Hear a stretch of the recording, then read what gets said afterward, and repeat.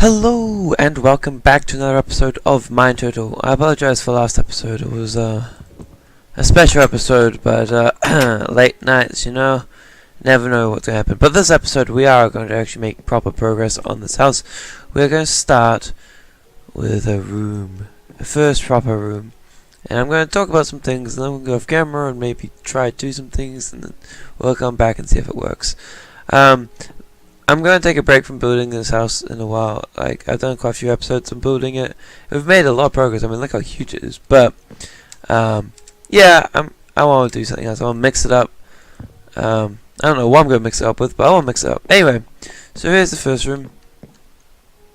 Yeah, I know, it's a too wide door and everything else is odd house. This is going to be awkward. But we'll get through it. The reason it's awkward is because what you see here is coal blocks and quartz blocks. We're going to make a chessboard room. It's going to be a chess room, guys.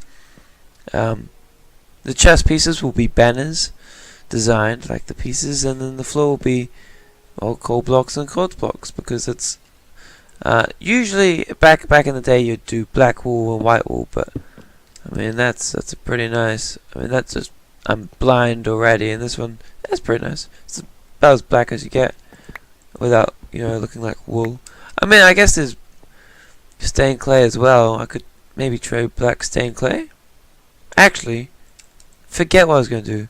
I'm going to try black stained clay. I'll be right back with you. Well, it's not black. Clay is never the color you want it to be, and that's just because it's a very red base color, and so all colors are kind of red off it. It means some nice things, like white stained clay looks really nice for like a skin color if you're building a statue of yourself or something. It's a very nice skin color, because it's a reddy white, But the black is just not black. It is in fact the black, in case you're wondering. So we're going to go with clay. Oh. Anyway, in case you're wondering what's going on here, this is the outside wall, the wall of the main house. This will be the room's wall. It probably won't be stone bricks, but just to get the idea across. And then there's a walkway in between. This walkway can allow for things like redstone and all those other wonderful things that usually when building a house has to be left out or pushed to the outside walls, But because this is going to be a mansion, and because I love redstone, I'm wanting to leave a really big gap, or not really big gap. I mean, overall it'll be a big gap once every room has this, but I'm wanting to leave a gap between walls so that I can at least fit some redstone between each one. Not much redstone, but a little bit of redstone, and then for all the bottom floors, I can fit redstone underneath, like here, and the bottom floors can go down as far as I want, assuming I don't have anything below them. And I'm thinking height-wise, I'll have like a walkway of space, which means if a room was like this big, which is like a 12 by 12 room, it'd be a 12 by 12 by 2 high, room for redstone. So, yeah, I'm doing that. So that's why I have a gap here. I just wanted to show you that before I closed it up, although I have no idea what the inside of this room is going to look like, so yeah. But the other reason I'm doing this, right, there's two reasons I'm doing this. One, redstone, and two, it's so that each room can feel unique.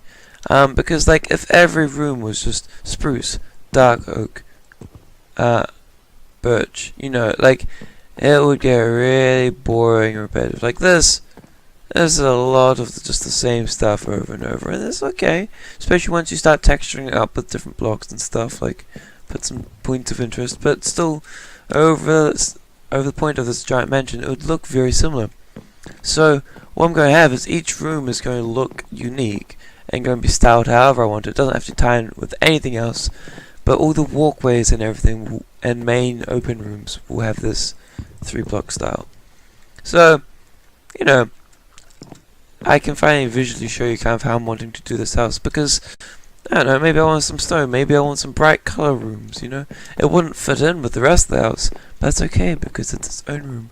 And then between I'm putting oak, because I know I have oak up there, so it's kind of like a occasional block, but I thought, because I can't have spruce and I can't have it in the walls, so let's have oak. Anyway, I'm going to get something done on the chest room, and I'll be right back. And I hope you guys are curious to know what I'm going to be doing. Okay, see you then. Okay, guys, I'll be honest. I was going to make this thing off camera, but you know, with the proper colors. And you think, oh, actually, that's amazing. The minecarts go along here, and it's all really cool. Yeah, it is. Except. Oh, okay. So the reason for this. Okay, I should explain. I was thinking, let's just make a quick mark. Oops, not like that. Like that, and then you could clear the chessboard. Whether you get angry and you just want to flip the table, or what, you know, boom, destroy it. Yeah, quick destruction of every player. This is what actually happens. Turns out, funnily enough, the piston can't push a block with a banner on top of it. Turns out, it's just a block that pistons can't move, which would probably mean that slime blocks couldn't move them if it was a block, but it's not really a block, is it? Yeah, so that was kind of sad. It can be destroyed like that though, so maybe that's an idea. I don't know how or what I'd do, but yeah, I was thinking it'd be cool, kind of like get like a, I don't know, like I said, you know, like a flipping the table effect, because I want to include some redstone. Maybe it doesn't have to. I mean, it's chess, it doesn't need redstone. But I thought maybe, you know, why not? Why not have a button to reset or flip the table or whatever? And I thought this would kind of give a flipping animation, like so. Yeah, that last little bit there. Only just make it. Now, if you wonder how this works, in case you want to include this in something in your life, and what have I done? I've messed up. In case you want to include this feature in your life somewhere, just keep in mind that it uses a ton of sticky pistons and detector rails. But essentially, a minecart going over a detector rail, it activates the piston on top of it. So then you just have a row of them falling, and what this does, essentially the minecarts can't fit through this gap. They can go up through this gap, but they can't fall through. So they're stuck there. But by pushing this, it moves the line of pistons along. And if you are a player of the Minecrafts, you'll know that oh, I guess I should do a sticky piston. Doesn't really matter actually. If you have moving blocks, say like this, and you power it and you stand directly over a block, you fall through it, because for a quick second there isn't a block. It kind of becomes just an image more than anything else. Doesn't work if you're staying on the edge though, because it just becomes another block. But you know what, you get the idea, yeah?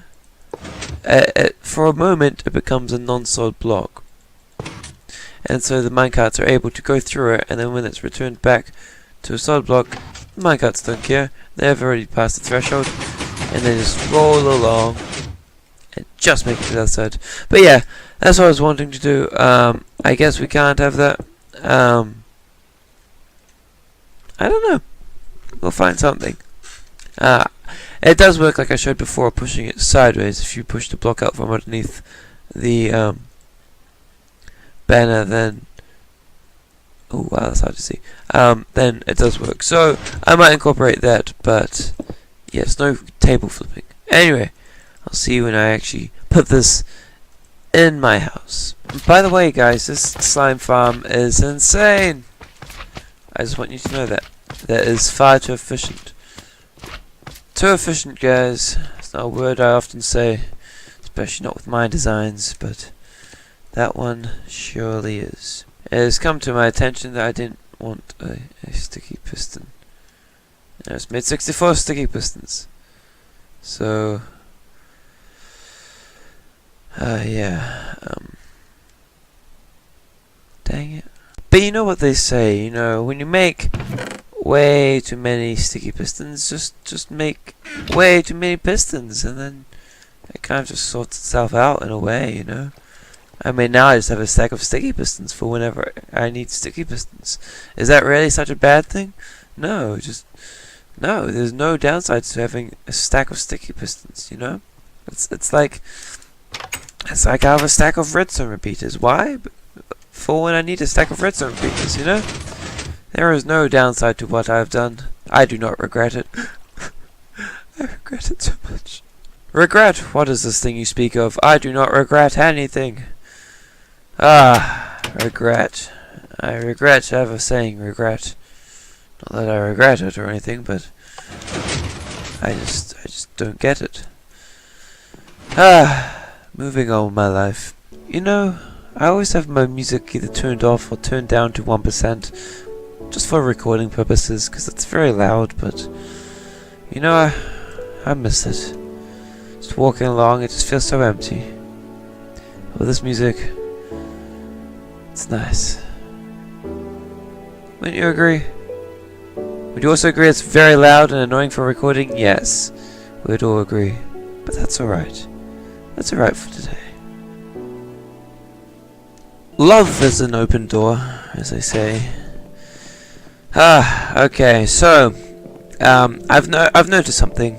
So I was saying how I would have a 2-block gap between levels, and I realized that this was not high enough to do that. So I thought, you know, after this initial walkway, we should raise it up everywhere, and we'll probably put stairs or half slabs or something. So it'll be this height, and this is a good height. Would you agree? Yes, you agree. Very good then. So here we go. Here's the chessboard. Do you like it? I like it. And with a push of the button, resets. One more time again. Yes, that's right. Both sides have a pulse shortener. There's one here, both in the corners, and this one just has an extra 4 ticks delay. And essentially it just means that the piston goes poof rather than poof, poof. Because you hear those other ones. You hear the second lot of pistons dropping, and that's how long it would usually take, and you'd have to wait for this to extend, retract, then that one extend. And that's just too long, so I put that in so it just goes badoof, so it goes quicker. I hate badoof, by the way, my least favorite Pokemon. I'm not even going to talk about the ice cream or trash one. So the wiring is a little bit different on each side because of how it works. So this one is touching the platform, whereas this side has a gap, because this pushes into this gap and then this pushes back. And so the wiring is a little bit different. This is behind it, which powers it absolutely fine, and this one's on top of it, which powers it absolutely fine. And that's because this can sit behind a wall, whereas if it was on top on that side, it would be the wall.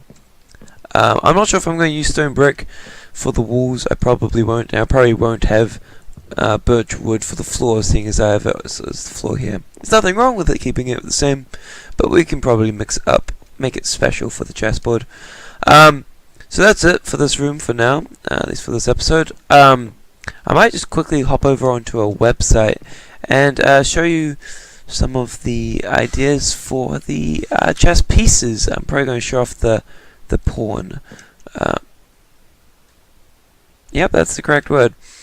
I'm going to go on a website and show you some pawns. It's important to include the plural, because then there are no mistakes being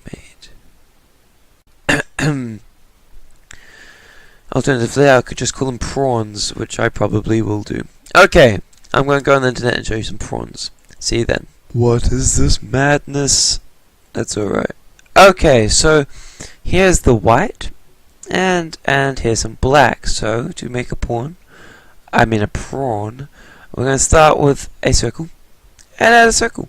That's a triangle. Add a circle and a triangle. That's probably it. It's nice, it's simple, and we will save banner. There we go. And now, of course, we can do the same thing, but switch the white wall to black and switch the black to white, like so. And there we go. There's a white pawn. And yeah, then we just do the rest of the rest. Golly, I'm not sure how we're going to do the rest. I'll be honest, I've only got this far. I'm worried that some of these might involve like creepers or skulls. I don't know. I mean, that's probably like a bishop there. That's a nice bishop. We'll keep that for the bishop. In fact, let's get rid of that. We just need the whites. We can do the blacks by inverting them. But this shows you how you make it with ink sacs and ink sacs. And then we look at this one. It's an ink sac and ink sac. So you know they show you how to make it, which is nice. And I'll be working on these, and I'll probably maybe by next episode. No promises though. I'll try to come up with a bunch. Probably won't be able to make them all because that requires a lot of ink, as you can see. And don't worry, I won't have to make 8. I can just make one prawn and then just copy it, I believe. So yeah, so then I can just make one of these and just copy it twice instead of having to use an extra 7 ink sacs. I can just copy it and save 7 ink sacs, which is also nice if you ever include a creeper. So you can just make one creeper head, and yeah. Anyway, enough of this weird internet explorer. Actually, why do you have 2 Google Chrome tabs open? Who knows? Who knows what's in the other Google Chrome tab? It's not important. What's important is goodbye. I hope you enjoyed this episode. I, for one, enjoyed its uniqueness, and yeah, and that's what counts. I'm colorblind as well, so I can't tell which one of these is lime green. Orange, so that one's lime green. Okay, I thank you very much for watching. I'll see you in the next episode of MineTurtle. Bye bye. Oh no, it's this weird thing again.